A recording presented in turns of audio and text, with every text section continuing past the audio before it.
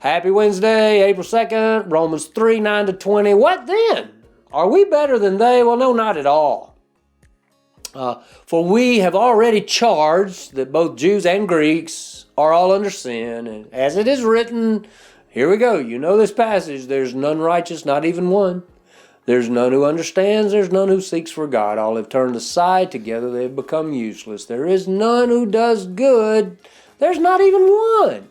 Their throat is an open grave. With their tongues they keep deceiving. The poison of asps is under their lips, whose mouth is full of cursing and bitterness. Their feet are swift to shed blood. Destruction and misery are in their paths, and the path of peace have they not known. There is no fear of God before their eyes.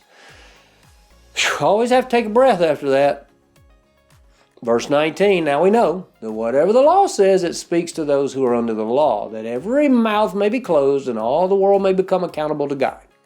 Because by the works of the law, no flesh will be justified in his sight, for through the law comes the knowledge of sin. See, all are worse. See, yesterday's questions was, are we better? Well, the truth is, all are worse. It's a pretty safe assumption that no one likes guilt. See, Paul's made the case that Gentiles and Greeks are guilty. He's made the case that Jews are guilty.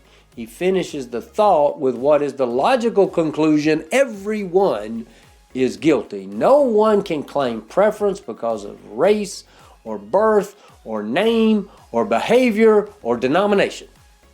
Our behavior or deeds will never be good enough to achieve righteousness.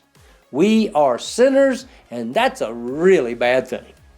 We must recognize that we are sinners. We must admit our sin and how bad it is before we can really understand the next subject of this letter to the Romans. Paul introduced the good news in chapter 1, and I can't wait to get to the good news unfolded. Whew! We'll see you tomorrow.